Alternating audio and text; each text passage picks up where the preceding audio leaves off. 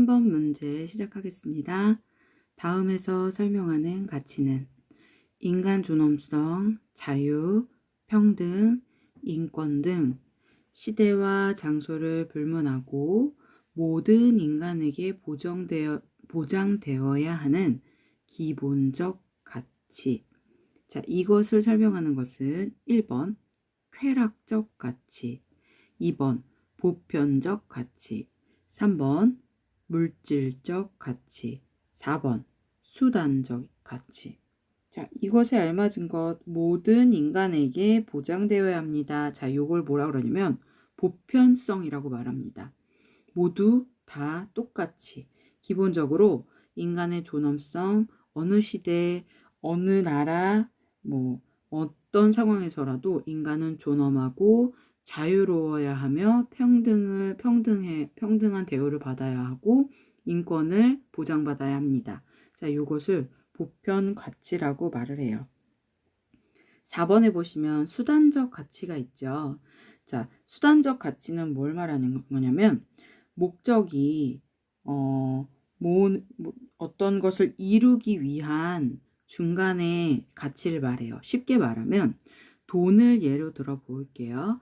자, 돈은 모으는 게 목표가 아니죠. 모아서 무언가를 산다던가 돈을 통해서 돈을 모아서 그게 수단이 되거든요. 네, 이럴 때 돈이 수단적 가치가 있다고 말을 해요.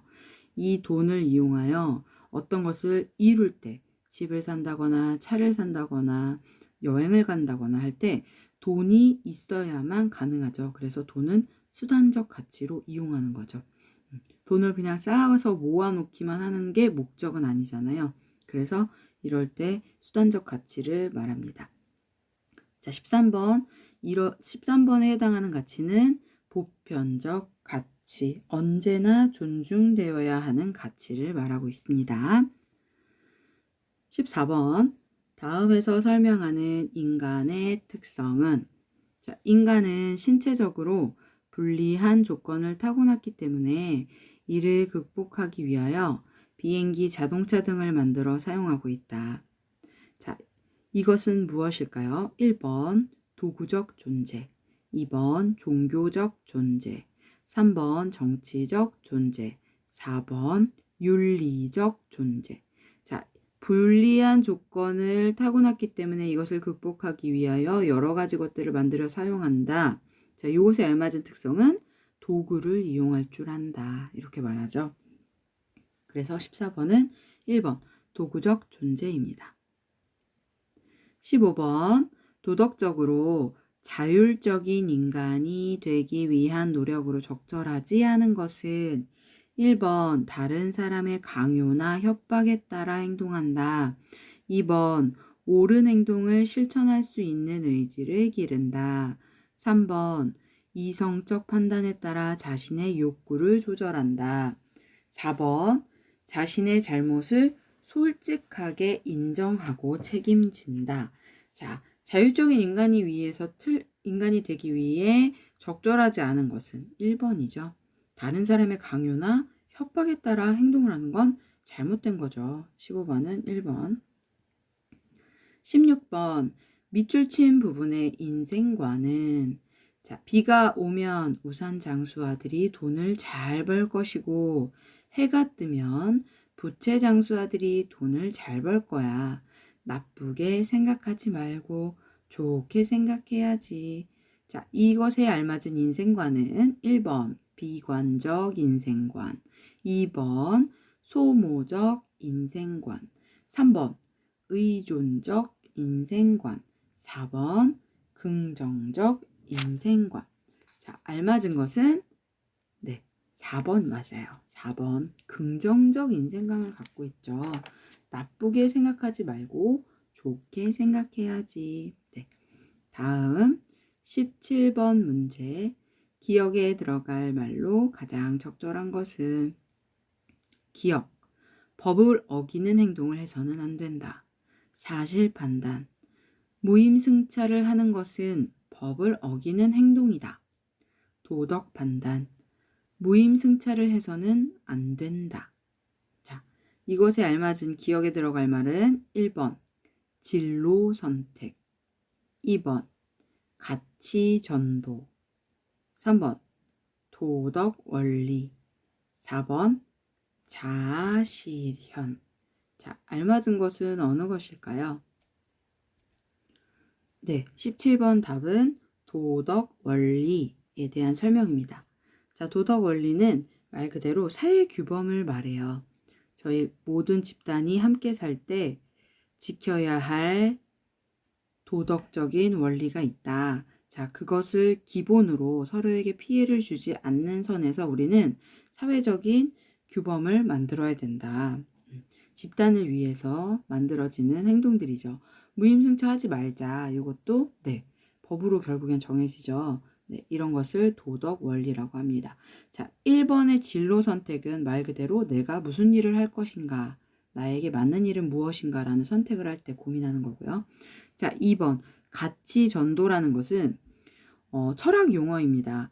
철학 용어인데 어떤 철학을 갖고 있냐면 그 니체라는 철학자가 뭐라고 말을 했냐면 지금 있는 문화, 본인이 현재 살고 있는 이 문화의 종교, 그다음 도덕적인 어떤 기준, 철학이나 이런 것들이 모두 잘못되었다. 그래서 새로운 것을 만들자, 새로운 가치를 만들자라고 말을 했을 때 탄생한 철학 용어예요. 그다음 4번 자아 실현. 자아 실현 말 그대로 나의 본능, 나를 위한 실현이죠. 자아를 실현합시다. 이렇게 말하죠. 17번 답은 3번 도덕 원리에 관한 용어였습니다. 다음 18번 밑줄 친 부분에서 모모가 보여준 타인 존중의 방법은 마을 사람들은 무슨 일이 생기면 모모를 찾아갔다. 모모에게 가서 이야기를 하면 어리석은 사람도 현명한 생각을 하게 된다. 이는 모모가 좋은 충고나 깨달음을 주어서가 아니다. 모모가 하는 일은 그저 다른 사람의 말을 조용히 주의 깊게 듣기만 할 뿐이다. 자, 이것에 대한 설명 1번 경청, 2번 분노, 3번 일탈, 4번 비난. 자, 모모가 한 행동은 그저 조용히 주의 깊게 듣기만 할 뿐이다. 경청에 대한 설명이죠. 18번 답은 1번입니다. 19번 청소년기를 가치 있게 보내기 위한 방법으로 적절하지 않은 것은 1번 주변 사람들과 좋은 관계를 형성한다. 2번 선정적이고 자극적인 대중문화를 맹목적으로 따른다. 3번 삶을 성찰하고 미래의 목표를 설정하기 위해 노력한다. 4번 건전한 문화활동에 참여하여 자신의 소질을 개발한다. 자, 잘못된 것을 찾아보면 어떤 거죠? 2번이죠. 무조건 대중문화를 따른다. 요거는 잘못된 거죠. 그래서 19번은 2번입니다. 20번 문제. 다음에서 설명하는 용어는 공정한 사회를 이루는데 반드시 필요한 것으로 사회 규칙이나 제도가 공평하고 차별이 없음을 의미합니다. 자, 이것에 해당하는 용어는 1번 부정부패, 2번 자유방임, 3번 사회정의, 4번 경제적 불평등. 자, 차별이 없는 거죠. 자, 정의로운 사회 이렇게 말하죠, 저희가. 그래서 답이 3번입니다. 자, 2번에 자유방임이 나왔는데요. 자, 자유방임의 뜻은 개인의 그 경제활동에 나오는 용어거든요. 국가가 개인의 경제에 침범하지 않아요. 그래서 아주 자유롭게 개인이 경제활동을 할 수 있죠. 그래서 개인의 자유방임주의라는 게 있거든요. 민주주의처럼 자유방임주의, 개인의 이런 나라들은 개인의 경제활동을 경제활동을 자유롭게 보장해 줍니다. 네, 자유롭게 해줘요. 그래서 자유방임 이렇게 말할 때 자유방임주의 하면은 개인의 경제활동을 자유롭게 해주는 나라의 규칙을 말해요. 네, 경제사상 중에 하나이거든요. 그래서 자유방임이라는 건 이런 뜻이구나. 네, 이렇게 생각해 주시면 될 것 같아요. 자, 경제적 불평등은 말 그대로 평등하지 않은 상태 아시는 거고요. 자, 다음 21번 문제. 을이 설명하는 이론은 갑, 국가는 어떻게 만들어졌을까? 을, 홉스는 자연 상태에서의 인간은 각자의 이익만을 추구하여 위험하므로 이를 극복하고자 계약을 맺고 국가를 만들었다고 주장했어. 자, 홉스가 말하기를 자연 상태에서 자연에 그대로 있는 혼자 있는 인간은 혼자만의 이익을 추구하기엔 위험하다. 그래서 계약을 했다. 국가를 만들기로. 자, 이것에 해당하는 이론은 1번 사회계약설, 2번 국가정복설, 3번 왕권신수설, 4번 직업소명설. 자, 여기서 얘기하는 용어는 어떤 걸까요? 자, 국가를 만드는데 여러 가지 형태가 있습니다. 그런데 그 중에서 우리는 계약을 맺었대요. 그래서 사회가 만들어진 거죠. 그래서 답은 1번 사회계약설. 자, 여기서 3번 보기 볼까요? 왕권신수설은 어떤 걸 말하는 거냐면요. 왕권은 왕의 권력 또는 왕의 지명이 된 것은 신으로부터 인정을 받았다. 네, 신이 지정한 거예요. 그래서 절대 복종만이 존재한다. 왕에 대해서. 왜냐? 왕은 신이 지정해줬다. 왕권은 신으로 인정이 되었다. 신으로부터 받았다. 절대 복종의 분위기를 갖고 있는 게 왕권 신수설이에요. 자, 22번 볼게요.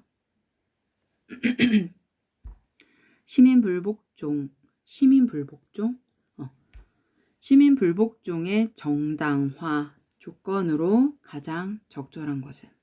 자, 1번 폭력적인 방법을 사용해야 한다. 2번 공공의 이익을 위한 것이어야 한다. 3번 행동의 결과에 대해 책임지지 않아야 한다. 4번 정당한 공권력에 무조건 맞서는 것이어야 한다.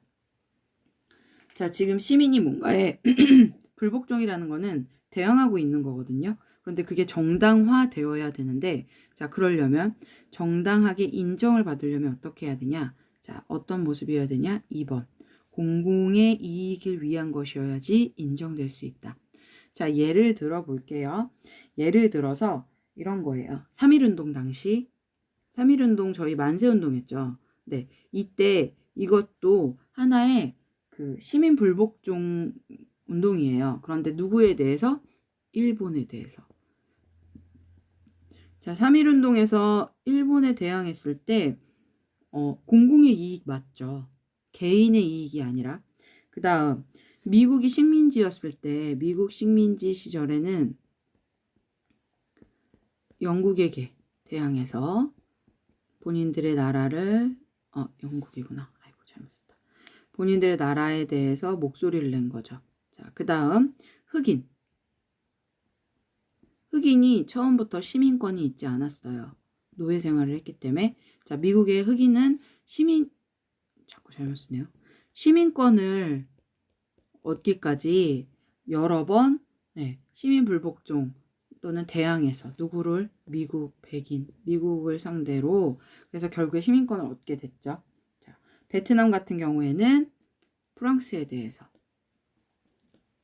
거의 다 식민지 시절에 이런 정당 행동을 하는데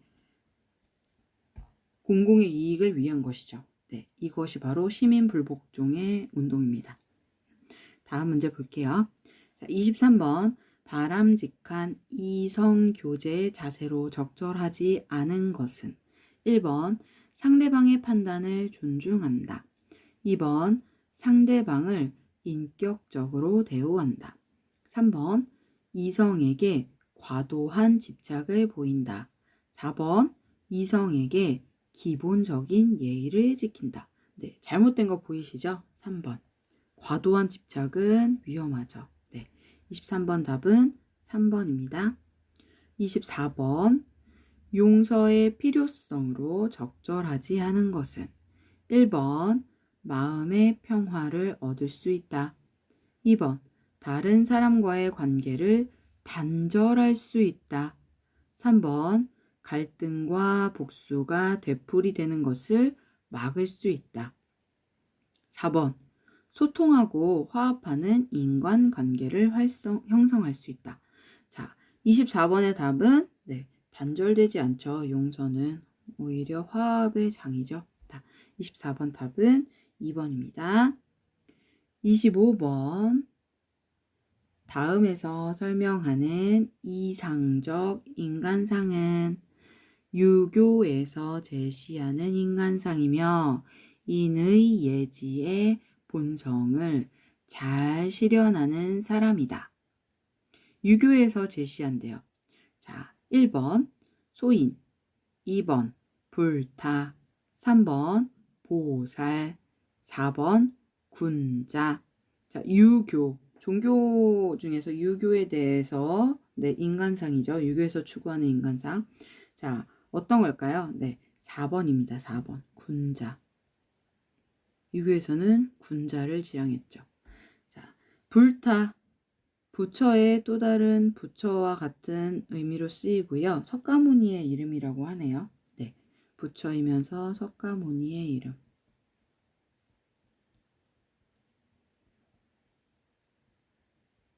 영어로는 붓다, 붓다 이렇게 말하죠. 네. 그다음 3번도 마찬가지로 불교. 네, 종교로 따지자면 불교에서 사용하는 용어죠. 자, 그래서 25번 답은 군자에 대한 설명이었습니다. 4번입니다. 자, 여기까지 도덕 2018년도 1회 네, 기출문제풀이를 마치겠습니다. 감사합니다.